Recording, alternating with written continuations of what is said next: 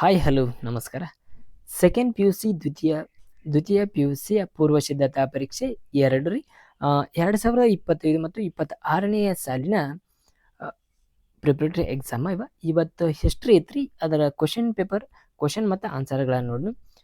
ಈ question paper ಆನ್ಸರ್ಗಿಂತ ನೋಡುವ ಮುಂಚೆ ನಮ್ಮ ಚಾನಲ್ ಯಾರು ಸಬ್ಸ್ಕ್ರೈಬ್ ಮಾಡಲ್ಲ ಆಗ ಸಬ್ಸ್ಕ್ರೈಬ್ ಮಾಡಿರಿ. ಈಗ ಭಾಗ ಎ ಅನ್ನು ನೋಡೋಣ. ಕೊಟ್ಟಿರುವ ಆಯ್ಕೆಗಳಲ್ಲಿ ಸೂಕ್ತವಾದ ಉತ್ತರಗಳನ್ನು ಆರಿಸಿ ಬರೆಯಿರಿ. ಮಲ್ಟಿಪಲ್ ಚಾಯ್ಸ್ ಇರ್ತಾವ. ಇಲ್ಲಿ 5 ಮಲ್ಟಿಪಲ್ ಚಾಯ್ಸ್, 5 ಮಾರ್ಕ್ಸ್, ಒಂದೊಂದು ಅಂಕಗಳಿರ್ತಾವ. ಫಸ್ಟ್ ಒನ್, ಪ್ರಾಚೀನ ಕರ್ನಾಟಕದ ಮೇರೆ ಉಲ್ಲೇಖಿಸುವ ಗ್ರಂಥ ಯಾವುದಂದ್ರೆ ರೀ ಕವಿರಾಜ ಮಾರ್ಗ ಆಗ್ತದೆ. ಸೆಕೆಂಡ್ ಒನ್, ರಾಷ್ಟ್ರಕೂಟರ ಸಾಮ್ರಾಜ್ಯವು ಜಗತ್ತಿನ 4 ಶ್ರೇಷ್ಠ ಸಾಮ್ರಾಜ್ಯಗಳನ್ನು ಒಂದಾಗಿವೆ ಎಂದು ಹೇಳಿದ ಅರಸ ಯಾರಂದ್ರ ಅಲ್ ಮಸೂದಿ ಆಗ್ತಾನ. ಬಿ ಸರಿಯಾದ ಉತ್ತರ ಅಲ್ ಮಸೂದಿ. ಥರ್ಡ್ ಒನ್ ರೀ, ದಕ್ಷಿಣ ಭಾರತದ ತಾಜ್ ಮಹಲ್ ಎಂದು ಪ್ರಸಿದ್ಧವಾದ ಸ್ಮಾರಕ ಯಾವ್ದ್ರಿ? ಸ್ಮಾರಕ ಯಾವ್ದ್ರ ಬಾರಾಕಮನ್ ಅಲ್ರಿ, ಇಬ್ರಾಹಿಂ ರೋಜಾ. ಎಸ್, ಇಬ್ರಾಹಿಂ ರೋಜಾ ಆಗ್ತದ ನೋಡ್ರಿ. ತದನಂತರ ಸರಿಯಾದ ಜೋಡಿಯನ್ನು ಗುರುತಿಸಿ ಬರೆಯಿರಿ ಅಂತ ಹೇಳಿದ್ರ ಇಲ್ಲಿ ಶಂಕರಾಚಾರ್ಯ, ಮಧ್ವಾಚಾರ್ಯ, ರಾಮಾನುಚಾರ್ಯ ಮತ್ತು ಬಸವೇಶ್ವರವರ್ದಾರ. ಈ ಶಾರದಾ ಮಠ, ಸೋದೆ ಮಠ, ಶ್ರೀರಂಗ ಮಠ, ಅದಮಾರು ಮಠ. ಇದ್ರೊಳಗ ಸರಿಯಾದ ಜೋಡಿಗಳನ್ನು ಗುರುತಿಸಿ ಎತ್ಕೊಳ್ಳಾರ. ಸರಿಯಾದ ಜೋಡಿ ಯಾವ್ಯಾವ್ರಿ? ಇಲ್ಲಿ ಯಾವ್ಯಾವ ಎಂಬುದನ್ನು ನೋಡ್ರಿ. ಶಂಕರಾಚಾರ್ಯದ ಏನಾಗತ್ರಿ ಶೃಂಗೇರಿ ಮಠ ಆಗ್ತದ. ತದನಂತರ ಮಧ್ವಾಚಾರ್ಯದ ಏನಾಗತ್ರಿ ಅದಮಾರು ಮಠ ಆಗ್ತದ. ರಾಮಾನುಚಾರ್ಯದ್ರೆ ಶ್ರೀರಂಗ ಮಠ ಆಗ್ತದ. ಅದೇ ರೀತಿ ಡಿ ಬಸವೇಶ್ವರ ಕೂಡಲ ಸಂಗಮ ಆಗ್ತದ. ಸರಿಯಾದ ಉತ್ತರ ಮೇಲಿನ ಎಲ್ಲವೂ ಎಂಬುದನ್ನು ನಾವು ತಿಳ್ಕೊಬೋದ್ರಿ.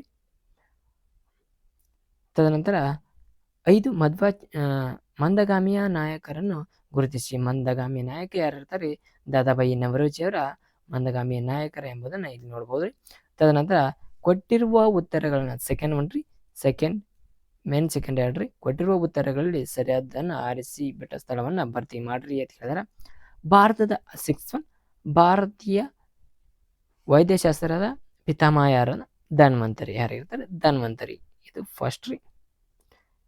ಸೆಕೆಂಡ್ ಒನ್, ಅಲ್ ಬೆರೋನಿಯ ಪ್ರಸಿದ್ಧ ಕೃತಿ ಯಾವುದು? ಅಲ್ ಬೆರೋನಿಯ ಪ್ರಸಿದ್ಧ ಕೃತಿ ಯಾವುದಂದ್ರ ಕಿತಾಬ್ ಉಲ್ ಹಿಂದ್ ಎಂಬುದನ್ನ ಅವ್ರದ್ದಾಗಿರ್ತದ. ಇದು ಫಸ್ಟ್, ಇದು ಸೆಕೆಂಡ್ರಿ. ಅದೇ ರೀತಿ 8 ಸಿಖ್ಖರ ಪವಿತ್ರ ಗ್ರಂಥ ಯಾವುದು? ಸಿಖ್ಖರ ಪವಿತ್ರ ಗ್ರಂಥ ಯಾವ್ದ?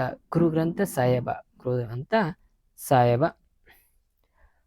ಅದೇ ರೀತಿ 9ನೇದು, ರಾಜಾ ರಾಮಮೋಹನ್ ರಾಯ್ ಆರಂಭಿಸಿದ ಬಂಗಾಳಿ ಪತ್ರಿಕೆ ಯಾವುದು? ಸಂವಾದ ಕೌಮುದಿ ಬಂಗಾಳದ ಪತ್ರಿಕೆ ಆಗ್ತದ.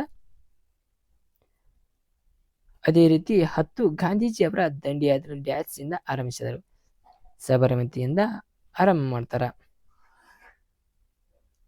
ಇಲ್ಲಿ ನಂಬರ್ಗಳನ್ನ 1 2 3 4 5 ಹಿಂಗ ಕೊಟ್ರಿ. ನಿಮ್ಗೆ ಬೇಕಾದ್ರ ಇಲ್ಲಿ ಕೊಡ್ರಿ. ಧನ್ವಂತರಿ 6 ರೀ. ಅದೇ ರೀತಿ ಅಲ್ ಬೆರೋನಿಯ ಪ್ರಸಿದ್ಧ ಕೃತಿ ಕಿತಾಬುಲ್ ಇದು 7 ರೀ. ಅದೇ ರೀತಿ ಗುರುನಾನಕ್ ರೀ 8, ಸಂವಾದ ಕೌಮುದಿ 9 ರೀ. ಸಂವಾದ ಕೌಮುದಿ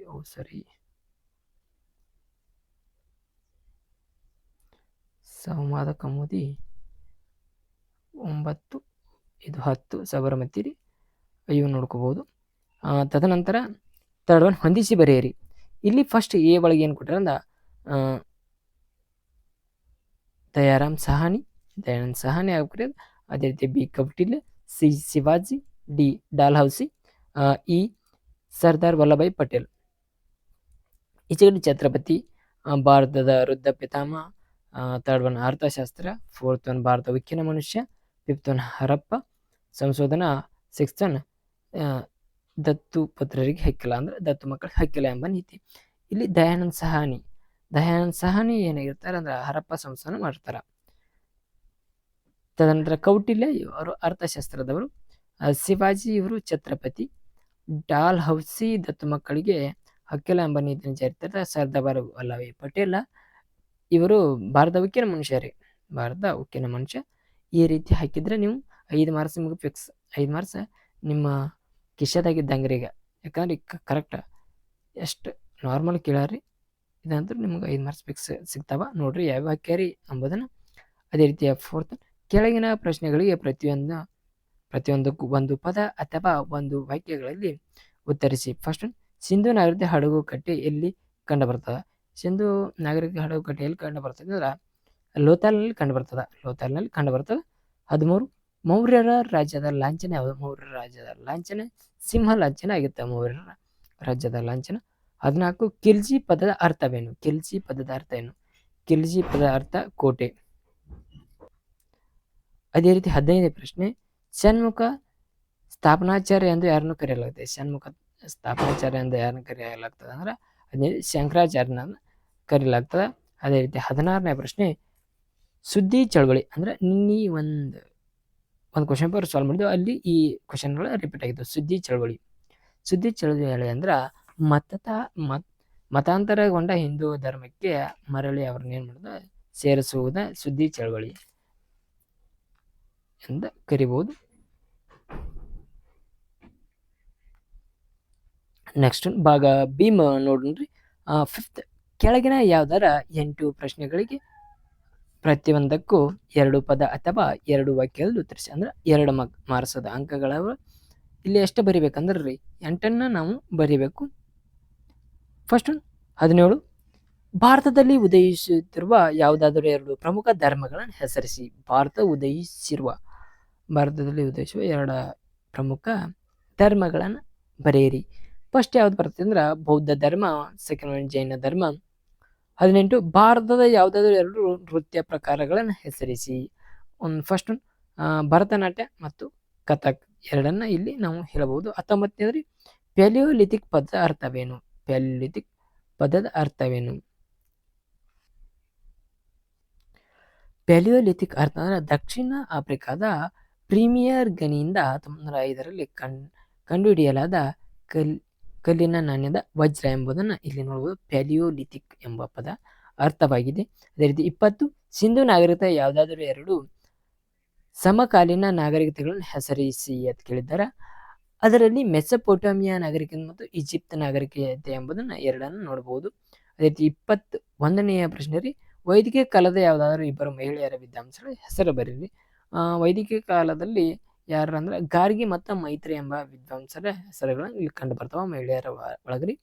ಅದೇ ರೀತಿ 22ನೆಯ ಪ್ರಶ್ನೆ, ಬಾಣಭಟ್ಟ 22ನೇ ಪ್ರಶ್ನೆ ಯಾವುದಂದ್ರೆ ವರ್ಧನ ಇತಿಹಾಸ ರಚನೆಯ ಸಹಾಯಕವಾಗುವ 2 ಮೂಲ ಆಧಾರಗಳು ಯಾರಂದ್ರೆ ಇಲ್ಲಿ ಬಾಣಭಟ್ಟನ ಹರ್ಷ ಚೈತ್ರೆ ಆಗ್ತದ. ಅದೇ ರೀತಿ ಹುಯೆನ್ ತ್ಸಾಂಗ್ನ ಸಿವುಕಿ ಇವೇನಾಕವ 2 ಮೂಲಾಧಾರಗಳಿಗೆ ಅವರಿಗೆ ಸಹಾಯ ಆಗ್ತದ. 23 ಕನ್ನಡ ಪ್ರಥಮ ನಾಟಕ ಯಾವುದು ಮತ್ತು ಅದನ್ನು ಬರೆಯಿರಿ. ಅದನ್ನು ಬರ್ದವ್ರು ಯಾರ ಕೇಳಿದ್ರೆ 23ನೇ ಪ್ರಶ್ನೆ, ಇದು ಚರ್ಚಾ ಸ್ಪರ್ಧೆ ಆಗಿದೆ. ಇದು ಚರ್ಚಾ ಸ್ಪರ್ಧಾ ವಿಷಯಕ್ಕೆ ಸಂಬಂಧಿಸಿದ ಕೆಲವರ ಪ್ರಕಾರ ಸಿಂಗಾರಾಯನ್ ಮಿತ್ರವಿಂದ ಗೋವಿಂದ ಕನ್ನಡದ ಮೊದಲ ಮುದ್ರಿತ ನಾಟಕ. ಇದನ್ನು 1680 ಬರೆಯಲಾಗಿರ್ತದೆ. ಅದೇ ರೀತಿ 24ನೇದ್ರಿ ಬಹಮನಿ ಮನೆತನದ ರಾಜಧಾನಿಯನ್ನು ತಿಳಿಸ್ರಿ ಅಂತ ಕೇಳ್ಯಾರ. ಯಾವ ರಾಜ್ಯದ ಗುಲ್ಬರ್ಗ ಮತ್ತು ಬೀದರ್ಗಳನ್ನ ತಿಳಿಸ್ಬೋದ್ರಿ. 25ನೇ ಪ್ರಶ್ನೆ, ಶಂಕರಾಚಾರ್ಯ ಎಲ್ಲಿ ಮತ್ತು ಯಾವಾಗ ಜನಿಸಿದರು? ಶಂಕರಾಚಾರ್ಯ ಎಲ್ಲಿ ಜನಿಸ್ಯಾರಂದ್ರ ಶಂಕರಾಚಾರ್ಯರು ಕ್ರಿಸ್ತಶಕ 788ರಲ್ಲಿ ಕೇರಳದ ಕಾಲಡಿಯಲ್ಲಿ ಜನಿಸುತ್ತಾರೆ. ಅದೇ ರೀತಿ 26ನೆಯ ಪ್ರಶ್ನೆ, ಸೂಫಿ ಪಂಥಗಳನ್ನು ಹೆಸರಿಸಿ. ಸೂಫಿ ಪಂಥಗಳು ಚಿತ್ತಿ, ಕಾದ್ರಿ, ನಕ್ಷಬಂದಿ ಮತ್ತು ಸುಹವರ್ದಿ ಇವನ್ನು ಸೂಫಿ ಪಂಥದ ಹೆಸರುಗಳನ್ನು ನಾವು ಇಲ್ಲಿ ವ್ಯಕ್ತಪಡಿಸಬಹುದು. 27ನೇ ಪ್ರಶ್ನೆ, ಪ್ಲಾಸಿ ಕದನ ಯಾರ್ಯಾರ ನಡುವೆ ನಡೀತು? ಪ್ಲಾಸಿ ಕದನ ಯಾರ್ಯಾರು ನಡೀತಾರೆ? ಸಿರಾಜ್ ಉದ್ ದೌಲ ಮತ್ತು ಬ್ರಿಟಿಷರ ಮತ್ತು ಈಸ್ಟ್ ಇಂಡಿಯಾ ಕಂಪನಿಯ. ತದನಂತರ 28 ಭಾರತದ ಮೊದಲ ಸ್ವಾತಂತ್ರ್ಯ ಸಂಗ್ರಾಮದ ತತ್ಕ್ಷಣ ಕಾರಣಗಳ ಯಾವ್ಯಾವ ರೀ?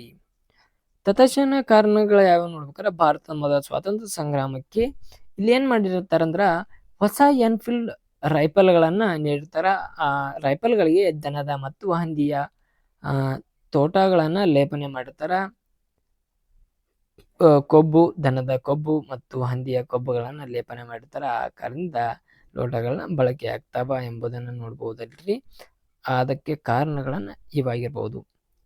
ತದನಂತರ 29ನೇದ್ರಿ ರಾಜ್ಯ ಪುನರ್ ವಿಂಗಡಣೆಯ ಸಮಿತಿ ಯಾರಾದರೂ ಇಬ್ಬರು ಸದಸ್ಯರನ್ನು ಹೆಸರಿಸಿ. ಪಜಲ್ ಅಲ್ಲಿ ಇಲ್ಲಿ ನೋಡ್ಬೋದು. ಸೆಕೆಂಡ್ ಒನ್ ಇನ್ನೊಬ್ರನ್ನ ಯಾರಂದ್ರೆ KM ಪಣಿಕರ್ ಎಂಬವ್ರನ್ನ ಇಲ್ಲಿ ನೋಡ್ಬೋದು. ಅದೇ ರೀತಿ ಭಾಗ ಸಿ ಬಳಗ ಏನ್ ನೋಡ್ಬೋದು ಅಂದ್ರೆ ಸ್ನೇಹಿತರೆ, ಭಾಗ ಸಿ ಬಳಗ ಕೆಳಗಿನ ಯಾವ್ದಾದ್ರು 2 ಪ್ರಶ್ನೆಗಳಿಗೆ 15ರಿಂದ 20 ವಾಕ್ಯಗಳ ಉತ್ತರಿಸಿ. ಅಂದ್ರೆ 5 ಮಾರ್ಕ್ಸ್ ಕ್ವಶನ್ ರೀ.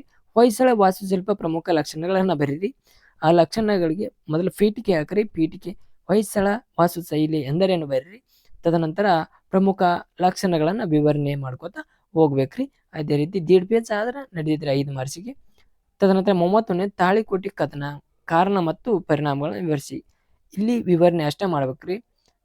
ಯಾವುವು ಎಂಬುದನ್ನು ಅಷ್ಟೇ, ಕಾರಣಗಳ ಯಾವುವು ಮತ್ತು ಪರಿಣಾಮಗಳನ್ನ ಅಷ್ಟೇ ಬರೀರಿ. ಇವನ್ ವಿವರಣೆ ಮಾಡೋ ಅವಶ್ಯಕತೆ ಇಲ್ಲ. ತದನಂತರ ಸೋರಿಕೆ ಸಿದ್ಧಾಂತ ವಿವರಣೆ ಮಾಡ್ರಿ. ಇದು 5 ಮಾರ್ಕ್ಸ್ ಕಂಪ್ಲೀಟ್ ಆಗಿ ಮುಕ್ತಾಯ ಆಗ್ತದೆ. ಅದೇ ರೀತಿ 33 ರಾಷ್ಟ್ರೀಯತೆಯ ಉದಯಕ್ಕೆ ಕಾರಣ ಮತ್ತು ಪ್ರಮುಖ ಲಕ್ಷಣಗಳು. ಬರೀ ಲಕ್ಷಣಗಳ ಅಷ್ಟೇ ಲಕ್ಷಣ ಅಷ್ಟೇ ಬರೀರಿ. ಅವುಗಳ ವಿಮರ್ಶೆ ಅಂದ್ರೆ ವಿವರಣೆ ಮಾಡ್ಬೇಕಾಗ್ತದ. ಭಾಗ ಡಿ ಬಳಕ್ರಿ 7 ಕೆಳಗಿನ ಯಾವ್ದಾದ್ರು 2 ಪ್ರಶ್ನೆಗಳಿಗೆ 30ರಿಂದ 40 ವಾಕ್ಯಗಳ ಉತ್ತರಿಸಿ ಬರೀರಿ. ಅಂದ್ರೆ 2 × 10 = 20. ಅಂದ್ರೆ 10 ಮಾರ್ಕ್ಸ್ 2 ಬರಿಬೇಕಂತ ಹೇಳಿ 4 ಕೊಟ್ಟಾರ. ಇಲ್ಲಿ ಬುದ್ಧನ ಜೀವನ ಮತ್ತು ಬೋಧನೆ ಚಿತ್ರೀಕರಿಸಿರಿ ಅಂತ ಇಲ್ಲಿ ಅವರ ಜೀವನ ಬರಿಬೇಕ್ರಿ ಮತ್ತು ಬೋಧನೆಗಳನ್ನ ಬರಿಬೇಕು. ಅವರು ಏನ ನಿಯಮಗಳನ್ನ ಅಳವಡಿಕೆ ಮಾಡಿದ್ದಾರ ಎಲ್ಲಾನು ಸಂಪೂರ್ಣವಾಗಿ ಇಲ್ಲಿ ಮಾಹಿತಿ ಕೊಡಬೇಕು. 10 ಮಾರ್ಕ್ಸ್ ಅಂದ್ರೆ ಇಲ್ಲಿ 4ರಿಂದ 5 ಪೇಜ್ ಆಗ್ಬೇಕ್ರಿ. ತದನಂತರ ಇಮ್ಮಡಿ ಪುಲಿಕೇಶನ್ ಸಾಧನೆಗಳ ವಿವರಿಸಿ. ಇಲ್ಲಿ ಇಮ್ಮಡಿ ಪುಲಿಕೇಶನ್ ಸಾಧನೆ ಯಾವ್ಯಾವ ಪಾಯಿಂಟ್ಸ್ ಗಳನ್ನ ಹಾಕ್ರಿ. ಆ ಸಾಧನೆಗಳನ್ನ ಹಂತವಾಗಿ ವಿವರಣೆ ಮಾಡ್ಕೊತಾ ಹೋಗ್ಬೇಕ್ರಿ. ತದನಂತರ 36ನೇ ಪ್ರಶ್ನೆ, ಮೊಹಮ್ಮದ್ ಬಿನ್ ತುಗ್ಲಕ್ ಆಡಳಿತಾತ್ಮಕ ಪ್ರಯೋಗಗಳನ್ನ ವಿಮರ್ಶಿಸಿ. ಇಲ್ಲಿ ಮೊಹಮ್ಮದ್ ಬಿನ್ ತುಗ್ಲಕ್ ಯಾವ ರೀತಿ ರಾಜ್ಯವನ್ನ ಆಡಳಿತ ಮಾಡಿದ್ದರು ಮತ್ತು ಯಾವ ನಿಯಮಗಳನ್ನ ಜಾರಿಗೆ ತಂದರು, ಇವರಿಂದ ಅನುಕೂಲ ಏನು ಬರಿಬೇಕು. ತದನಂತರ 37ನೇ ಪ್ರಶ್ನೆ, ಸರ್ ಎಂ ವಿಶ್ವೇಶ್ವರಯ್ಯ ಆಧುನಿಕ ಮೈಸೂರಿನ ನಿರ್ಮಾತ ಎಂದು ಕರೆಯಲಾಗುತ್ತದೆ, ವಿವರಿಸಿ. ಸರ್ ಎಂ ವಿಶ್ವೇಶ್ವರಯ್ಯ ನೇಮಕ ತಕ್ಕಂತೆ ಸಂಕ್ಷಿಪ್ತವಾಗಿ ಅವರ ಬಗ್ಗೆ ನಿಮ್ಗೆ ಎಷ್ಟು ಗೊತ್ತದ ಅಷ್ಟು ವಿವರಣೆ ಮಾಡಕ್ಕೆ ಟ್ರೈ ಮಾಡ್ರಿ. ಅವರ ಬಗ್ಗೆ ಜಾಸ್ತಿ ಬರೆಯಲು ಟ್ರೈ ಮಾಡ್ರಿ. ಅದೇ ರೀತಿ ಭಾಗ ಈ ಒಳಗ್ರಿ ಕೆಳಗಿನ ಘಟನೆಗಳನ್ನ ಕಾಲಾನುಕ್ರಮದಲ್ಲಿ ಬರೆಯಿರಿ. ಇಲ್ಲಿ ಎ, ಮೈಸೂರು ರಾಜ್ಯಕ್ಕೆ ಕರ್ನಾಟಕ ಎಂದು ಮರುನಾಮಕಗೊಳಿಸಿದ್ದು. ಬಿ, ಮೊದಲ ಪಾಣಿಪತ್ ಕದನ. ಸಿ, ಮೈಸೂರು ಮೌರ್ಯ ಸಾಮ್ರಾಜ್ಯದ ಸ್ಥಾಪನೆ. D, French East India company ಸ್ಥಾಪನೆ. ಇಲ್ಲಿ ಸರಿಯಾದ ಕಾಲಾನುಕ್ರಮದಲ್ಲಿ ಉಲ್ಟಾ ಪಲ್ಟದಾವ, ಸರಿಯಾಗಿ ಬರಬೇಕು. ಮೌರ್ಯರ ಸಾಮ್ರಾಜ್ಯದ ಸ್ಥಾಪನೆ ಫಸ್ಟ್ ಆಗ್ತದ. ಅದೇ ರೀತಿ ಸೆಕೆಂಡ್ ಒನ್ ಮೊದಲ ಪಾಣಿಪತ್ ಕದನ, second one. Third one French East India ಕಂಪನಿಯ ಸ್ಥಾಪನೆ. ಫೋರ್ತ್ ಒನ್ ರೀ ಯಾವ್ದಾರ ಮೈಸೂರು ರಾಜ್ಯದ ಕರ್ನಾಟಕ ಎಂದು ಮರುನಾಮಕರಣ ಮಾಡ್ತಾರೆ. ಇದು ಸರಿಯಾದ ಉತ್ತರ ಆಗಿರ್ತವೆ. ನೀವು ಯಾವ ಬರ್ದಾರ ನೋಡ್ರಿ, ಎಲ್ಲಿ ತಪ್ಪು ಮಾಡಿದ್ರೆ ಅದನ್ನ ತಿದ್ಕೋಕ್ ಟ್ರೈ ಮಾಡ್ರಿ. ಅದೇ ತದನಂತರ ಸೂಚನೆಯ ಅನ್ವಯ ಇಲ್ಲಿ ಮ್ಯಾಪ್ ಕೊಟ್ಟಾರ. ಈ ಮ್ಯಾಪನ್ನ ಅಲ್ಲಿ ಪ್ಲೇಸ್ ಗುರುತಿಸಿ ಅವುಗಳನ್ನ ನೀವು ಎಕ್ಸ್ಪ್ಲೇನ್ ಮಾಡ್ಬೇಕ. ತಕ್ಷಶಿಲಾ, ಬಾದಾಮಿ, ದೇವಗಿರಿ, ಪಾಂಡಿಚೇರಿ, ಮೇರತ್ ಇವುಗಳನ್ನು ಕೊಟ್ಟಾರ. ಅವನು ಕೊಟ್ಟ ನೀವು ವಿವರಣೆ ಮಾಡ್ಬೇಕ್ರಿ. 2 ಪಾಯಿಂಟನ್ನ ವಿವರಣೆ ಮಾಡ್ರಿ. ಅದೇ ರೀತಿ ಭಾಗ ಎಫ್ ರೀ, ದೃಷ್ಟಿ ವಿಕಲಚೇತನ ವಿದ್ಯಾರ್ಥಿಗಳಿಗೆ ಮಾತ್ರ ಅಂತ ಕೇಳಿದ್ದಾರೆ. ಈ ಕೆಳಗಿನ ಅಕ್ಬರ್ ಜೀವನ ಮತ್ತು ಸೈನಿಕ ಸಾಧನೆ ಸಂಕ್ಷಿಪ್ತವಾಗಿ ಬರೆಯಿರಿ. ಅಲ್ಲಿ ಏನು ಬರದ ನೋಡ್ರಿ, ದೃಷ್ಟಿ ವಿಕಲಚೇತನ ವಿದ್ಯಾರ್ಥಿಗಳಿಗೆ ಮಾತ್ರ. ಅವ್ರು ಯಾರ್ದಾರೆ ಈ ಕ್ವಶನ್ ಅನ್ನು ಅವ್ರು ಬರಿಬಹುದು. Thank you all. ನಮ್ಮ ಚಾನಲ್ ಯಾರು ಸಬ್ಸ್ಕ್ರೈಬ್ ಮಾಡಲಿ ಹಾಗೆ ಸಬ್ಸ್ಕ್ರೈಬ್ ಮಾಡ್ರಿ, ಹಾಗೆ ಸಪೋರ್ಟ್ ಮಾಡ್ರಿ.